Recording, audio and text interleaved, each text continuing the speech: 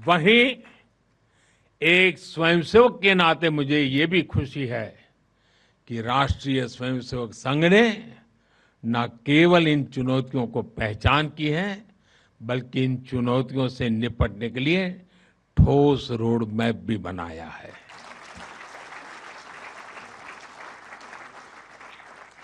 अभी माननीय दत्ता जी ने जिन चीजों का उल्लेख किया, मैं अपने तरीके से फिर से एक बार उसका उल्लेख करना चाहूंगा।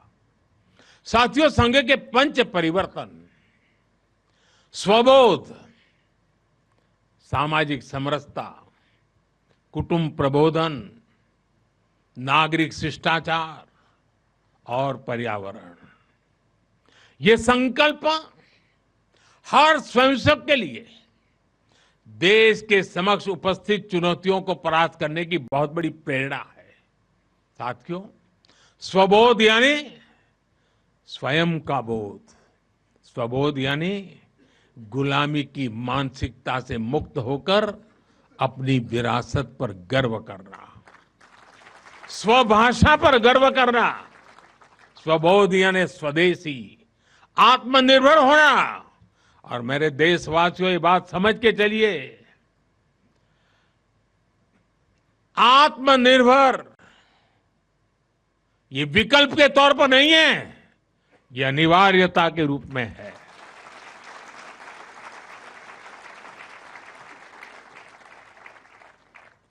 हमें स्वदेशी के अपने मूल मंत्र को समाज का संकल्प बनाना है।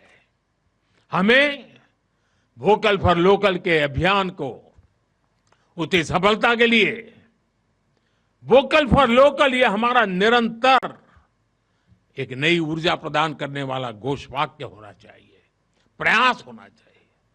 साथियों, संघ ने सामाजिक समरसता को हमेशा अपनी प्राथमिकता बनाए रखा है।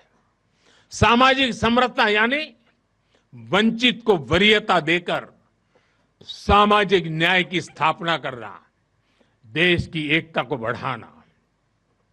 आज राष्ट्र के सामने ऐसे संकट खड़े हो रहे हैं जो हमारी एकता, हमारी संस्कृति और हमारी सुरक्षा पर सीधा प्रहार कर रहे हैं।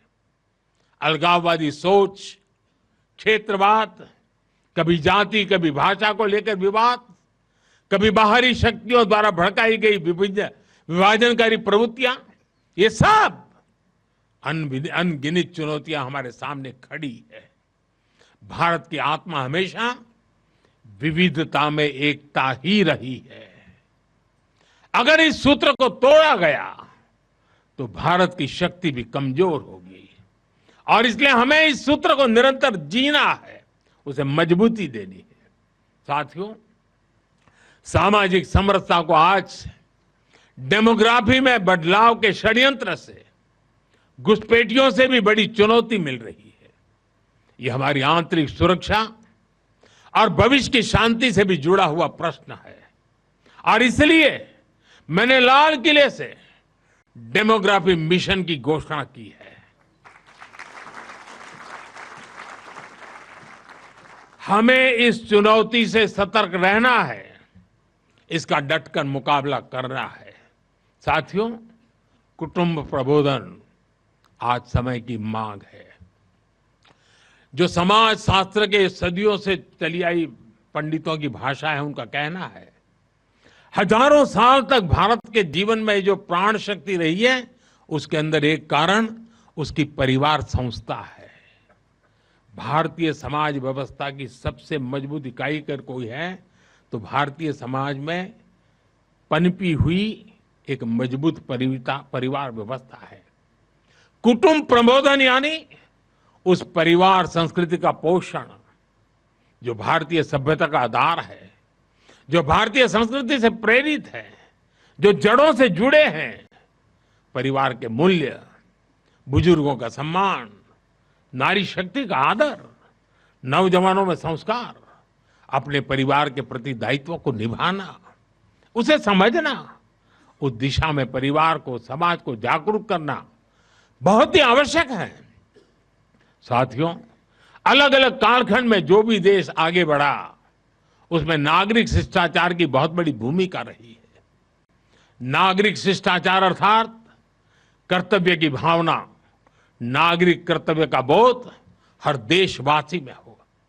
स्वच्छता को बढ़ावा, देश की संपत्ति का सम्मान, नियमों और कानूनों का सम्मान, हमें इसे लेकर आगे बढ़ना है। हमारे संविधान की भावना है नागरिक अपने कर्तव्यों का पालन करे। हमें संविधान की इसी भावना को निरंतर सशक्त करना है। साथियों, पर्यावरण की रक्षा वर्तमान और आने वाली पीढ़ियों के लिए बहुत जरूरी है। ये पूरी मानवता के भविष्य से जुड़ा है। हमें इकोनॉमी के साथ ही इकोलॉजी की भी चिंता करनी है। जल संरक्षण, ग्रीन एनर्जी, क्लीन एनर्जी, ये सारे अभियान इसी दिशा में है। साथियों, संघ के ये पंच परिवर्तन, ये वो साधन है जो देश का सामर्थ्य बढ़ाएंगे, जो देश को विभिन्न चुनौतियों से निपटने में मदद करेंगे, जो 2047 तक विकसित भारत के निर्माण का आधार होंगे।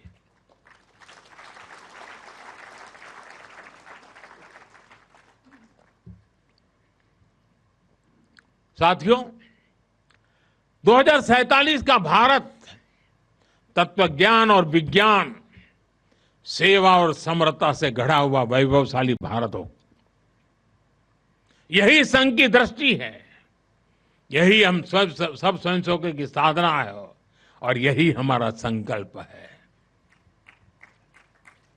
साथियों, हमें हमेशा हमेशा याद रखना है, संघ बना है राष्ट्र के प्रति अटूट आस्था से।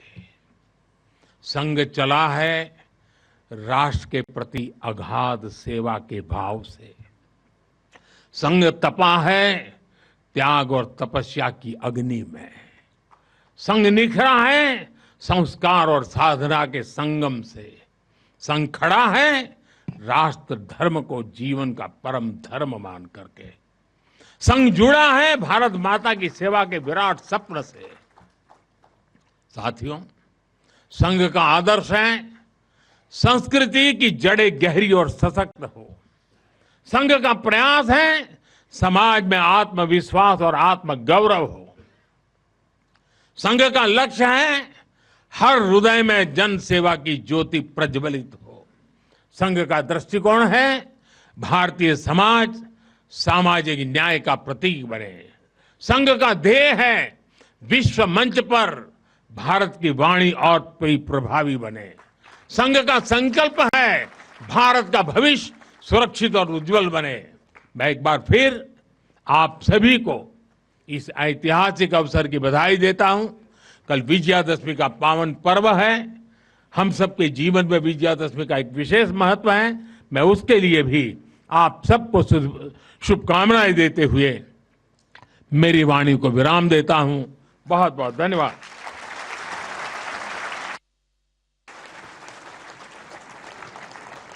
देवी सज्जनों, आप सभी से अनुरोध है। आप तो देखिए, प्रधानमंत्री नरेंद्र मोदी का संबोधन चल रहा था और प्रधानमंत्री नरेंद्र मोदी ने संघ की 100 साल की यात्रा के जितने पड़ाव रहे उसके बारे में जिक्र किया। और यह समझा जा सकता है क्योंकि प्रधानमंत्री बनने से पहले या बीजेपी में अहम जिम्मेदारियां निभाने से पहले प्रधानमंत्री नरेंद्र मोदी ने लंबे समय तक संघ में स्वयं भी एक बड़ी भूमिका निभाई है। उस यात्रा का एक हिस्सा उनके जीवन का भी है। तो ऐसे में ये क्षण भी शायद भावुक थे उनके लिए और इस भाव को प्रकट करते हुए प्रधानमंत्री ने संघ की इस यात्रा के बारे में